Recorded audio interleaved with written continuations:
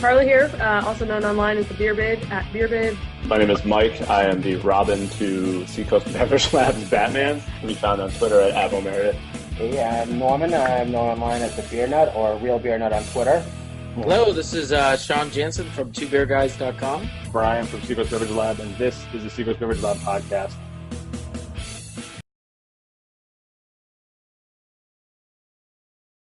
What's going on, everybody? It's Brian from SeacoastBeverageLab.com, and you just dived headfirst into a Seacoast Beverage Lab podcast, episode number 46, Monday, August 19th, 2013. Big special guest sitting right in between all of us tonight, and I don't mean Mike, even though it's, he's still a pretty good guest. But we're going to get to him in a second. But again, I'm Brian from Seacoast Beverage Lab. Thanks for watching. And I am drinking a Foolproof Backyard IPA, coming in cold from a can right now. Real good, though. Look at that sweat. Is that high def? Look at that. Anyway. Carla, what's going on? Hi, I'm Carla. I write a column called The Beer Babe, and I have my own website, Beer Babe. I'm at Beer Babe on Twitter.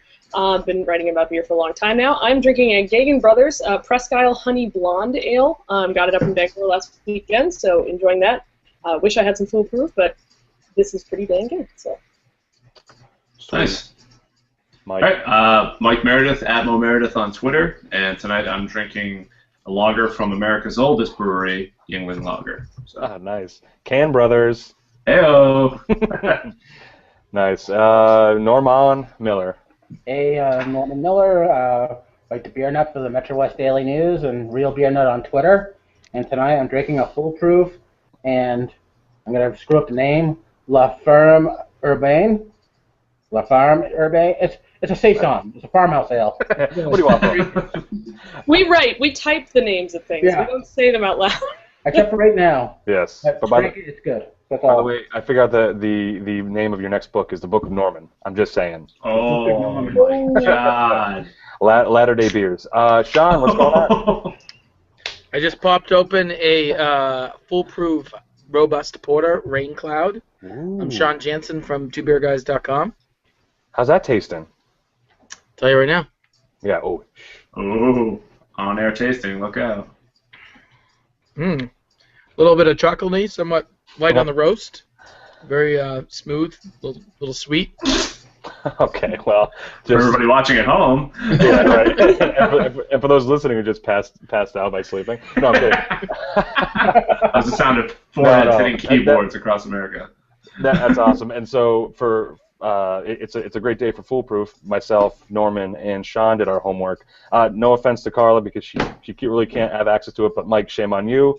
We have Damas Olson, head or brewmaster of Foolproof Brewing on the show. What's going on, Dammy? Yeah, not much, man. Yourself? Oh, hey. Yeah, please. And do you have a beverage in hand? Of course I do. I've got the little bit of the backyard right now. Nice. And then once that's done, I got our brand new King of the Yard, Oh. which is our Imperial IPA. Bottled that up on Thursday and Friday. Awesome. Wow, fresh. I'll be looking for that in the next week or two. Oh, yeah, it's going to hit on Massachusetts, I think tomorrow. It's being shipped up there tomorrow, so. That's awesome. Well, we'll let you get settled for a quick second. Does anyone have anything they wanted to give a shout out between last week and this week? Sure. Worth, Sean, you just had it. I mean. Yeah, if you want to, I'll jump right into it. And I'll jump right on a photo in a second. So just keep talking. This past Saturday, actually Friday, Saturday, it was a first. It was actually Hookfest weekend where they started off with a luau on Friday night, and Saturday was Hookfest, which was a great time. The crowd was a little bit lighter than previous years. The bands were a little bit newer than and a little bit less known than previous years. So overall, it was just a good, relaxing time. Then on Sunday, raising for Amber's Jimmy Fund Walk, we did she organized a planks, pace, and pints event where people went into a Pilates studio and we showed people how to do Pilates and then we went over to a brewery for a tasting afterwards. I mean, and if you're watching this photo right here, Sean's doing some work I'll tell you what happened was that Viva la Boom. Mexico. you're That supposed form. to you push off and you kind of float up in the air, and at the same time you're supposed to throw the ball up and catch it. Whoa. Yeah, I missed a couple times. Just a couple? Oh, there's no photos of it smacking you in the face? That would have been way better. No, and there's no video either. I'm sure there's vines somewhere. I'm guessing there's a video somewhere we'll be able to find. Yeah. That's cool. Anybody else do anything interesting? Yeah, I went up to Bangor, Maine to partake in a wiffle ball tournament called Wiffle for a Wish. So it's a fundraiser for Make-A-Wish of Maine. So all of the funds raised go towards fulfilling a kid with cancer's wish in Maine. It was a wiffle ball tournament. I had low expectations, but we actually kicked butt. I was on a team with a couple of other beer bloggers, another podcast up in Mid-Coast, Maine called Drinkin' Thinkin'. Shout out to you guys. Shout out. And Chad, if my coaster could talk, from Bangor Daily News. So we ran around, played some ball. We were 3-0 in our division. We actually won games, which was really fun, and then we got second place overall in the tournament. But in general, just really happy to be part of something that was good for Maine kids. And then I got an opportunity to go to Nocturnum Draft House afterwards, and that was awesome. So if you guys find yourself up in the Bangor area, please go and check that out. Gene's doing a great job up there, but I don't get up to Bangor often. It's a 2-hour drive up north from my house, but it was worth it for those two things, and I hope to be back again soon sometime. And that's where I got the Gaming Brothers too. So Nice. Nice to refill my growler while I'm there. Carla, you definitely had a motley crew of wiffle ball team. Who was Yeah, really the ringer in that group? picture up there? That picture was a. Who was the ringer? Was it Chada? Yeah. Did he just catch wiffle balls in his beard or something? Actually, Holds it up. I will say I had very low expectations for my own skills because I've never played anything remotely like wiffle ball since I was little, and but I actually hit better than most of the people on the team. So they were like, "You underestimated yourself," and I'm like, "How was I supposed to know?" So we had a lot of fun. Awesome. A couple shout-outs on this end. What does Smoney Knows? They released their latest short batch, the Rye IPA, and tasty treats. And actually at the brewery, they were giving away little samples of their old-fashioned ale. I forget what it's called. Ooh. It's what's it, Norm? Clusters? Oh, the factually old. Factually old ale. Yeah, and they What is that? so it's basically the beer version of an old-fashioned. It's brewed exclusively for Julio's. And they were pouring a little log there, and what they did with this one is they put a little bit of bitters in the beer, and it just, it tasted fantastic. I don't know the specifics about the beer, but Yeah, bitters usually taste like licorice. I was okay with it. You know, it's funny. At Julio's, they actually have little bottles of bitter connected to the bottle, so when you buy it, you can try it both ways. Oh, cool. Yeah, so did that. And big shout out to that, and I think Norm has a bottle for me, so I can't wait to get down and take it from you. The 2 bottles I had for you, but I can get it. Oh, you drank it? Maybe Norm will model Really the have tons bottle of for it. you. Awesome. Well, so yes, that, and then a quick shout out to Wim. Obviously, I try to go there as much as possible in Portsmouth and great beers and whatnot. Other than that, Mike, do you have anything going on? Any Saturday, made my way down to East Wareham, Massachusetts for a birthday party, which turned into a pretty fun time, actually. They had a basketball hoop and plenty of craft beer, so there was a dunk competition and a bunch of slum brews. So I was kind of okay with how that turned out. So Yeah. I still got the hops in case anybody out there is doubting me. So I slammed down a few. So and I dunked a couple times too. So. Excellent. Well, I think it's without further ado, we're gonna hop into it, and we do have some people in the chat room. Quick shout out to Bruce. We have NH Brewer 23, Tiffany, and Sean is at the helm. Sean Jansen of Two Beer Guys, also part of the podcast, is going to be tossing the questions out there. So if you're watching, hop in the chat room, sblpodcast.com, and click on the little chat button. All the questions you ask Sean will ask. And again, don't worry about it. If it's offensive, it just sounds like Sean's asking it. So not a big deal. But without further ado, Dammy, could you give us a quick talk how Foolproof got started? We'll start there. Foolproof started, the president of the company, Nick, who's my partner. He came up with a business plan probably about almost 5 years ago now, or started it 5 years ago. I joined on about 3 years ago. And let's see, last May we purchased our building. In September, the tanks arrived. Then December 1st was our opening. December 7th, our first batch being brewed, and it's been going crazy since then. And did you always start with did you start with bottles first, or did you go right into cans? We started right with cans. We do Nice. some bottles, 22 ounces for our specialties, but cans and kegs for everything else. Nice. Now, go ahead, Carla. And how far is your beer distributed currently? Right now, Rhode Island and Massachusetts. Cool. Throughout the state of Massachusetts, and well, Rhode Island's a smaller state, so throughout the state of Rhode Island. Right. Now Yeah. you have a long resume of brewing. How about starting a little back further? How'd you get into the craft? Oh, I started home brewing 20 years ago now, and Mike was not there. No. Yeah, I was 6. in 2006 I quit my day job as a chemist and went off to the World Brewing Academy. Cool. Wow. Came back from that, and I knew Ben Roche in the past, so he was working in the Shoba at the time.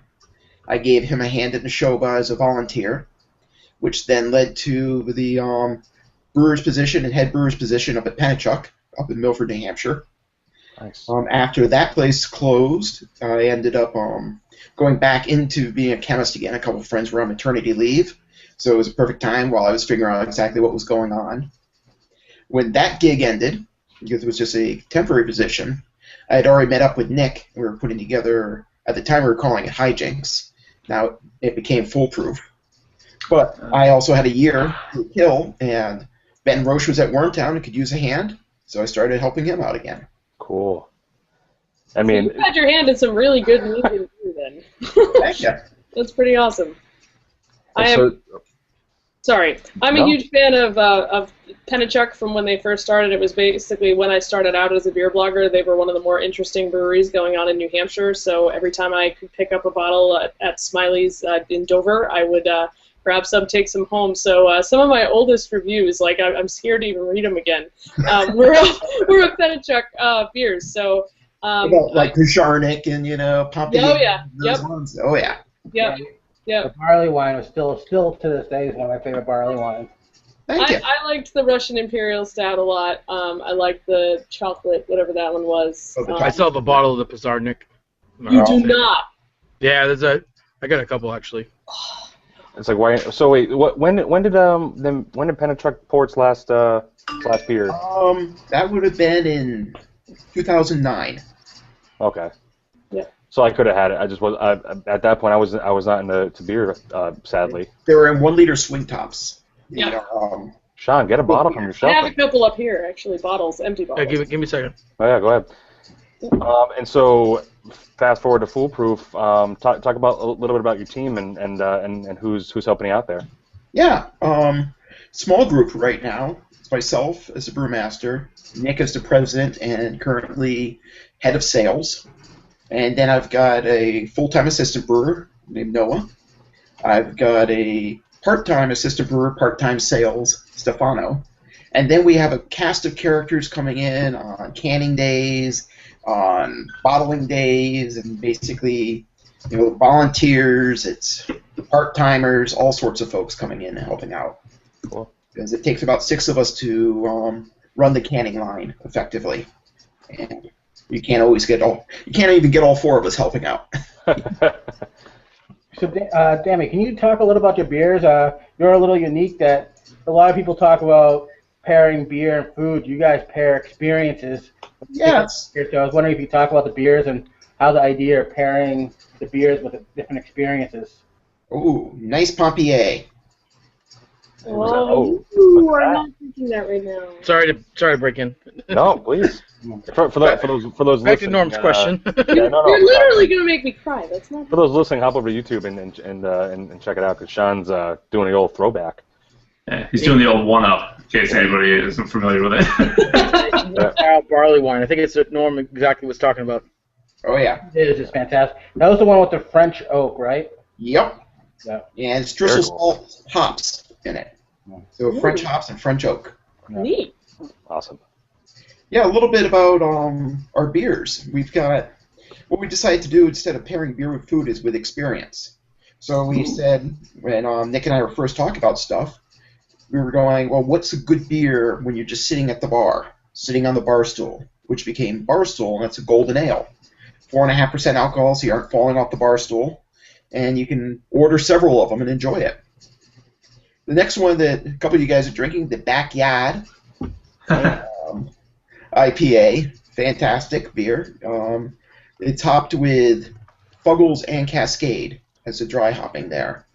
And that's the beer to have in the backyard while you're grilling and such, perfect for grilled foods. And then the beer Sean's drinking, Rain Cloud Robust Porter, is the beer for a rainy day. So if it's raining outside, so if it's pouring outside, pour something inside. Ooh. It's just a nice, rainy day beer. Very cool. I like the names. Thank you. I do. Now, is 6.5 a little high? Is that right, spot on for robust typically? It's probably could be a little high, but I think it works well with that beer. It doesn't taste strong. So I know you do your regular, your year-round beers in cans, but you do your other ones in bombers. Can you talk a little about your seasonal and special releases? Sure. Our first specialty beer was a beer called Reverie, which was a Russian Imperial Stout. So it was the beer for when it was colder to daydream about warmer days by the fire. Nice. Then the second one, which Norm is drinking, La Ferme Urbane, or LFU as we call it, because we butcher English enough, we don't need to butcher French either. Was a Saison that was used, spelt, rye, oats, and wheat malts, as well as Pilsner malt in there, and brewed with a French Saison yeast. And that was done in collaboration with the New Urban Farmers, which is a farm in Pawtucket, and we were actually taking our grain for a little while and using it for composting until we started making more beer than they could use. And our last one, the one that I just bottled the other day, is King of the Odd, which is the Imperial older brother of Backyard. That's our double IPA, and that's hopped with a hop called HBC 342. Experimental hop. Yeah. HGH beer. I'm hoping we can get it. So far, everyone's liked it, so I'm hoping we can get that hop next year. And Topaz from Australia. And it's just a nice drinking Imperial IPA. 9.5%, but it's still nice drinking. A few brewers using that hop. Can you talk a little about the profile for it? What do you expect from it? With that one had a bit of a. I want to say that one had the lemongrass aroma. Topaz, I want to say, had the passion fruit, pineapple, and that one had the lemongrass. But I could have actually switched them in my head. And that just gave it a nice little bit of citrusy, from the lemongrass. It's got the nice, aroma there. So far, been a fantastic beer. Of course, I've only had about 2 bottles of it. So. Tonight.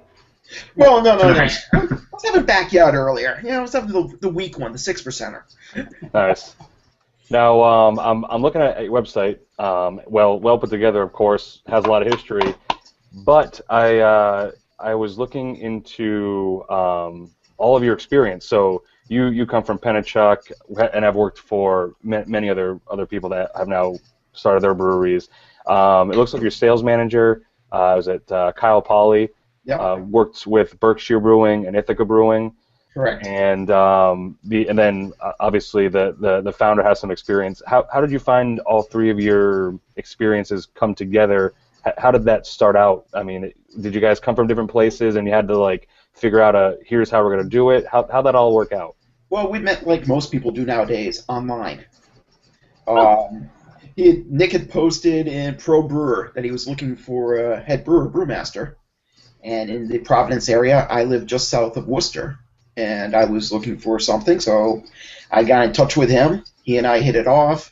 I brought my resume and my references with me, and he enjoyed the references, enjoyed the resume, obviously, and we had very similar. He wanted to go into cans. Cans were something I was very interested right from the get-go. Nice. He has a marketing background, and so he was able to come up with the whole marketing plan and everything else, which I think is fantastic.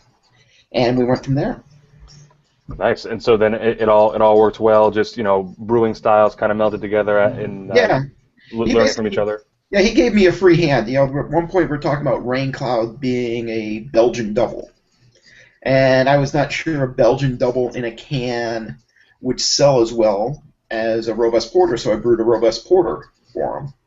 And he's like, this is the perfect Rain Cloud beer. This is it. So it took only one batch of the porter to come up with the recipe.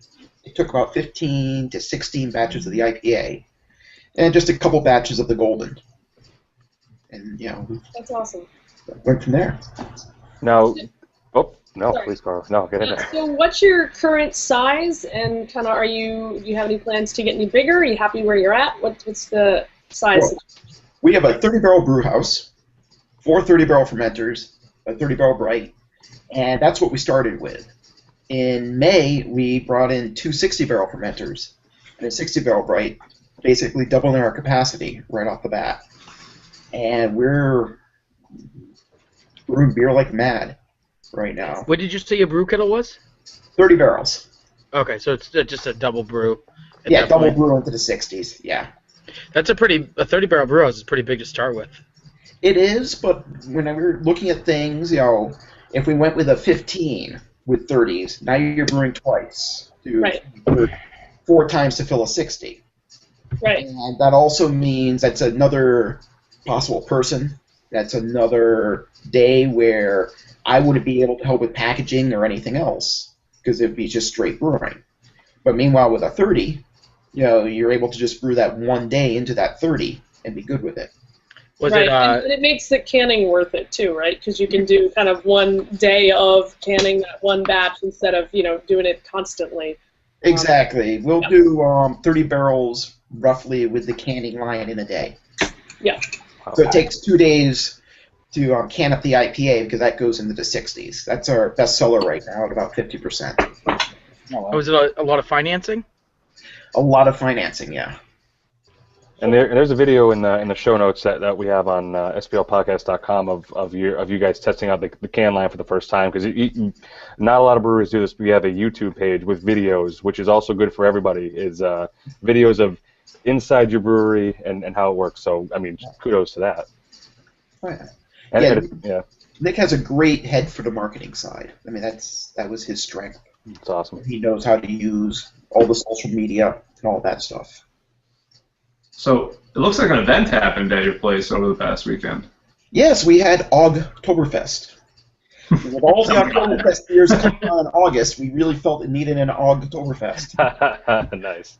And so that was actually where we released King of the Odd for the first time. So all the people who were there for it were able to sample and enjoy King of the Odd before everyone else. How was it received? Fantastic. We're already going to do a 3rd batch of it. And we might have to end up doing a 4th batch if we can get the hops and everything else. And if we have space in the schedule, because we've got to keep our year-round beers running. And we wanted to release Reverie again, probably around November-ish. So it's one of those things where you have to just take a look at the scheduling, and that's half of my job sometimes, just playing with schedules. Nice. What's your what's your take on the whole seasonal creep? Ooh. That's why we do specialty beers, not seasonals. Hey, nice. Oh, I see. I love that. It's smart and avoiding the question at the same time. Right, very political. Well, one of the things that happened when we first released Reverie last year, we released it in February. Right after we released it, there was a blizzard. There was a snowflake on the bottle. Places didn't want to carry it because it was a winter beer in February. That's bullshit. It's one of those things. And so we said, Jesus. all right, no problem. This stuff's going to be great next year. Wow. So we can hold on to it and release it the following year and be good as gold with it. Yep. So I know you guys expanded to Massachusetts a lot sooner than you guys thought you'd be getting out of Rhode Island. Is there any other plans to expand to any other states? Do you have the capacity, or do you think you'd have to expand before you could expand to another state? There is a possibility we could move into parts of Connecticut, but we aren't sure yet. It's still being tossed back and forth and discussed. We may end up there, but I mean, we want to do it right. We don't want to sit there and go into the state and and then all of a sudden go, oh, well, we can't really do anything right now, so we're going to back off. How do you find the Rhode Island and Connecticut beer scene compared with the rest of New England? As a blogger, I've zoomed in a lot more to Maine now that I live up here in Maine, but I've found that Rhode Island and Connecticut, in my perception, don't have that same kind of fervent craft beer fever that some of the rest of New England does. And I just want to hear your take on that because you've kind of been all over the board. Is that a myth or is that kind of something that's part of your landscape? That is a little bit of a myth, but there's also a little bit of fact involved. I mean, we had to do the expansion, our first expansion, just to keep up with Rhode Island. Okay. And Rhode Island is a state which is very loyal to their brands. So if you are in Rhode Island, you're making beer in Rhode Island, doing anything in Rhode Island, they fiercely local. Yeah. Very fiercely local, because I grew up in southeastern Connecticut. I live in Massachusetts now, and Rhode Island was always had the almost like a chip on its shoulder that they were the people rejected by Massachusetts and Connecticut, and they're. And you throw it all the way back to Roger Williams and all those folks who were kicked out of their states and sent to Rhode Island, and it still has that little bit of a attitude involved there with that. That's kind of funny. I never thought of it that way because it's true. We did kick you all out. Like we were like, leave. Exactly. Bye. That's too funny. So, Shiny Boy, do you want to get into some controversial talk, or what's going on here? Well, yeah, before that, if I can just mention some comments from the chat room, if that's okay. Yeah. Shout out to the chat. So, NH Brewer 23 wants to give a shout out because he was your favorite former assistant. Hi, James. Nope, it's not James. It's awkward moment. It's his nickname. Chris. Chris. Right? It's Chris. Oh, God. Talk about controversy. Way to go, Sean. Throw your last name in the chat, and then I can. Always stirring the pot there, Jansen. Yes, and sorry about that. There's a lot of love for the saison. Clash 77 loves the cans. Hey, man. Bruce mentioned that the Foolproof Rain Cloud is the only porter that he's ever had in a can, and it's really good. I mean, so people are following along with us right now, and they're appreciating the conversation that you're sharing with us today. Now, I wanted to get into something that you mentioned a little bit earlier, the name change. Yep. I know I followed it and I saw it, and I think if we could probably go back to early episodes of the podcast, and there's references here of the name change. And without me spilling it, can you share kind of like what you originally selected as a name, kind of what it meant to you, and then why you had to change it? Well, we originally selected as the name Hijinks. Okay. And that was, beer is supposed to be a fun thing to have, and so we said, it's hijinks is a fun word, implies fun. And we were all set with that. We had actually filed the trademark paperwork and everything else. And a winery had just gotten the trademark for Hijinks red wine right before ours would have been approved. So this was about 2 weeks before we had our grand opening. My parents were coming up from Florida. Families flying out. All this stuff is happening. And we're sitting there going, well, we really don't have a name. And so we started throwing names back and forth and ideas back and forth. And the gesture, which you might be able to see on this glass there. Oh, cool. Yeah. Nice. Was what we had originally for Hijinks. And we really liked that. So we wanted to keep the full, I do like the logo. something with full. And at one point we were talking foolhardy, which is probably a foolhardy name to have for a brewery. And all of a sudden someone said Foolproof. You've got the fool there, and you've got proof, and proof as in alcohol, and we needed a foolproof name. Wow. And it really worked. And about a week before we had our grand opening, we're running around creating signs and everything else. The advantage is, we didn't have the cans ordered yet. We had 1 pallet of glassware, 3 T-shirts, 2 hats, and a sign on the wall. And that was all we had. Okay, so that's not a horrible financial now we're ruined because if it was, we probably would have been thinking otherwise. But right. I love the 3 T-shirts. Yeah, we had 3 T-shirts. Nice. Are they in like Guatemala now? Like the like the Super Bowl Bowl shirts. Super Bowl Patriots. 1985 Patriots Super Bowl. Bunch of kids in Zimbabwe wearing Hijinks Brewing shirts. Yeah, they're down right next to the 19-0 shirts from the Patriots. Oh. Hey, I'm a Patriots fan. I'm a season ticket holder. All right, good. Ryan, just cut him off the show. No. I was gonna say. Now the funny thing is that everyone thought it was actually connected to Magic Hat. No, not at all. I thought it was Jack's Links. Beef jerky. No, I'm kidding. That's in the Saskatchewan? Had absolutely nothing to Really? do with Magic Hat at all. It was just one of those things. We had actually applied for the trademark just to see if we could get it. There is another brewery in a Nano down in Pennsylvania somewhere. I can't remember exactly where. Called Hijinks, but that's Hijinx. We were High. But that wasn't really a big concern for us at all. But a larger winery releasing it, and the way trademarks work is if it's any sort of alcohol, whether it's beer, wine, whiskeys, if it's got the because it's going in the same grouping, it's considered you can not get a trademark because of it. True. Have there been any other Rhode Island specific laws that have kind of given you some trouble starting up? The only one, we were not allowed to sell beer.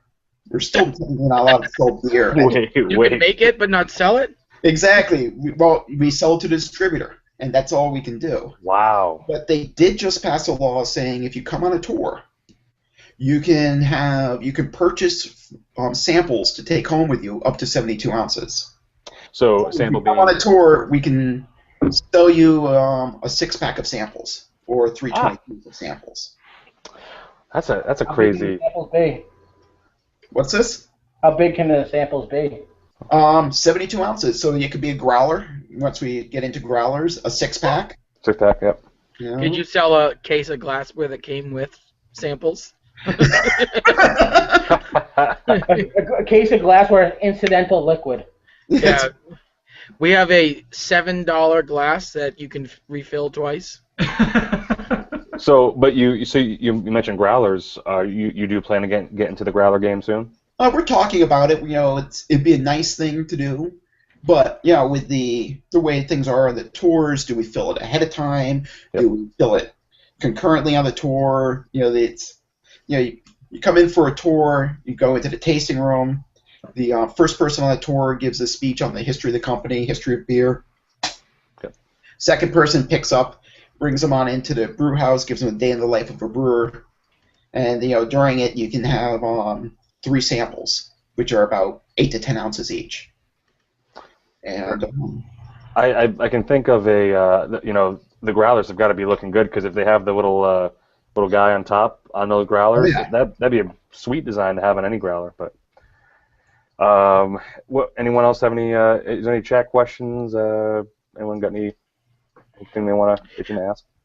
No, I want to sort of talk about the fact that you're distributing in a couple states and not been around for quite some time. Did you go through like I'm sure you did with like everyone else did, the whole do we self-distribute? Do we go with the distributor? Like, how did that conversation or dilemma go? In Rhode Island, there was no conversation dilemma. You're required to go through a distributor. Boom. Oh. So. And done. Yeah. Yeah. Moving on. Next question. Brought to you by laws. To get political, do you think that would be beneficial to brewers in Rhode Island if that law were to change? Do you think that would be something that would benefit a new brewer? Especially the nanos. Yeah. The smaller ones, it's hard for them to make money to begin with. Mm-hmm. That if they have to go through a distributor, that removes that much more money from their pocket. Takes that chunk off. Yeah. For someone of our size, yeah, we would not be where we are without a distributor, because you want to be able to, we'd be driving our own beer around, so there's another person you're hiring for that. You're hiring a couple more sales staff, so there's more there, and just it becomes a little tougher. Right, But you're spreading yourself just that much more thinner. Yeah. exactly. So I mean, there are definite advantages to distributorships. Yeah. Like I said, if we were just a very tiny 10-barrel brew house even, and we just did the Providence, Pawtucket, Newport type market, then that you can do that a lot easier, if you're self-distributing. But at our size, 30 barrels, you want to move it to as many people as you can, as quickly as you can. I was wondering just about the growing Rhode Island beer scene, because you guys and Gray Sales started not at the same time, but close to each other, and you both seem to be expanding at the same time.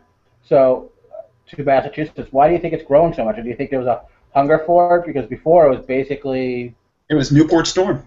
Newport and a couple of brew pubs and nothing else. Yeah, I think there is definitely a hunger for it. People are looking at Rhode Island going, hey, there's not a lot here, and unemployment in Rhode Island is through the roof. I think it's still almost 11%. Really? Crazy. Yeah. That surprises me. And so, they really want business there. I mean, the reason why we're in Pawtucket itself is they put in a new water treatment system, and the mayor actually said, hey, one of the things that use a lot of water is breweries. We need breweries in this town. And right Get there, their money's worth out of the thing. That's funny. Jeez. yeah, we're all over that. Let's go. Yeah. You're like, okay, you want us to use the water? Yeah. That's cool. And there's actually another brewery in Pawtucket, so there's two of us there in that one little town. The Bucket is there, which is currently a nano, but they just are building out a 10-barrel brew house, 20-barrel fermenters there in town. So they're doing that right now. They were 1-barrel going into 2-barrel fermenters. So. It's awesome. Now, Oh man, I've been really close to your brewery and I had no idea. I just looked up where I was for a conference and it was Probably about probably an hour from my house. I might go there this weekend. Hey, we do tours at 1, 2, 3, and 4 I still have the golden ticket. on Saturdays. You still have the golden ticket you gave me, so. Oh, and you've got the golden ticket. That's even better, man. what? How'd you find? Are they in here? It was in a candy bar. Oh man, It was a chocolate beer. nice. Chocolate porter. Now, so we've talked about the fact that Rhode Island didn't have too many breweries, but they do have one of the longer running brew fests in at least New England, the Greater International Beer Fest, which kind of has two parts to it. One part's kind of like the GABF, where brewers submit their beers to be judged by other brewers and medals and awards and things of that nature. Then the big beer festival. Now, you guys have been to that before, right? We've been this year. Well, I've been to it with Pennachuck and such in the past. I've also done judging there in the past. But we did the spring one this past year, and this fall will be our first one where we're actually spinning beers to be judged in. Oh, cool. Because that's in November, and we were just not quite open yet. Cool. So I guess before, because what we usually do at the end of the show is Sean likes to do a little moment of Zen, but which is kind of asking a very very Zen question to the brewer on the show. But what are the plans for the future? Just kind of keep on keeping on. Do you have any beers? You do have the Imperial IPA. Do you have any other beers you want to do in the future? I mean, there are things we're throwing out there. Possibly a Belgian double could come out next year. We're throwing out the fact that we may do La Ferme Urbane in a can next year. Ooh, cool. 1-ounce can. It was well received. People really liked it. We weren't. We brewed the beer. We weren't sure how it would be received, how people would enjoy it, and people really liked it. We're like, well, there's no real saisons out there in cans. Yes, that's true. Saison in a I think can. I've only seen one. Boo. Now make it two, but second's the best. So get it in the can. That's right. And so we're talking about doing that. That's great. So and then just kind of going to more brew fest and spreading the gospel of good beer. Oh yeah, I mean, we've got our schedules are booked. Nice. What festivals are you guys going to in the next month or so? Let's see. We're in August. September, we've got the Amesbury one at the ski area. Yep. We've got, I think, Newport Oktoberfest. There's another Oktoberfest. There's Cape Cod Beer Fest. Ooh. There's... I'm not even sure at this point. I'd have to take a look at my calendar. We're doing Beervana, and we're going to be doing... What's Beervana? Beervana is a festival in Rhode Island. And it's basically brewers come, they bring something unusual, something fun, and it's pretty nice. It's a nice... That's fun. I haven't even heard of that one. Yeah. Sounds good. Seriously, let's all just have a Beervana moment, and I'll go to take a road trip to do that. Yeah, I think it's Friday, October 18th. That's not I'll do bad. that, I think. Friday. I can get into that. Yeah. Any chance to take a day off work to go down, I'm in. To do anything beer related, I'm in. So, Shano, shall we Sure. ask someone what is that, and please let them know what we're about to get into. No problem. Hit the So movie. it's kind of like just to wrap it up and sum up kind of the gist of it is like there's a lot of new brewers out there, and there's a lot of new there's 700 so last year, 1,500 other breweries that are in planning, and we'll see how it settles at the end of this year to see how many there actually are.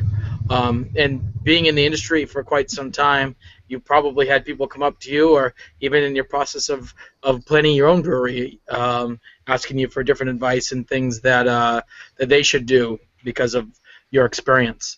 Can you just share with our viewers what you would recommend, or what you would say to someone if they said, "Hey, I want to start a brewery, and can I get some advice from you?"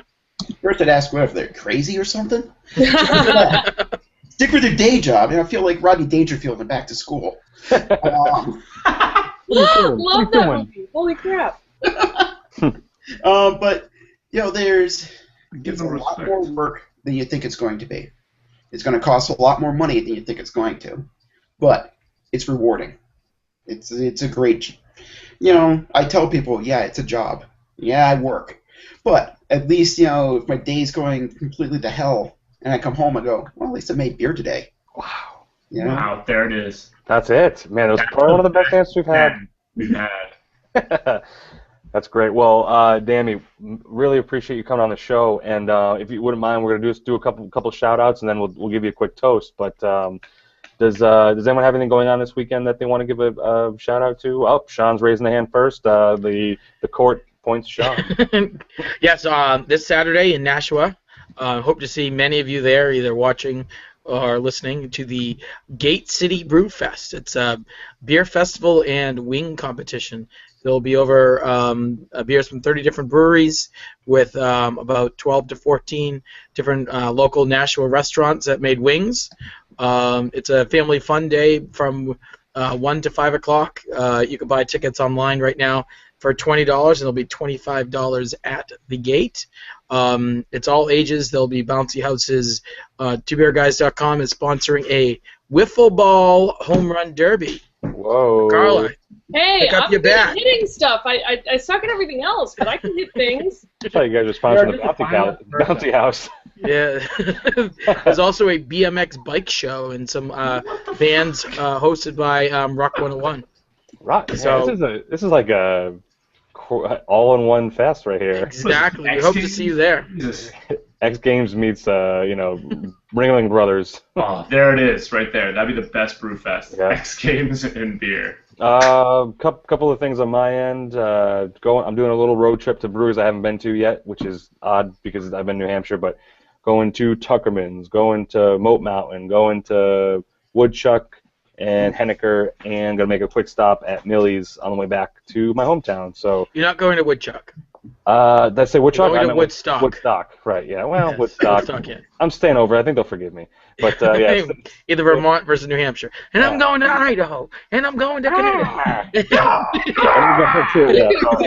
So I'll save that squeal for my Vermont road trip, I guess. You get a car. Little Howard Dean it.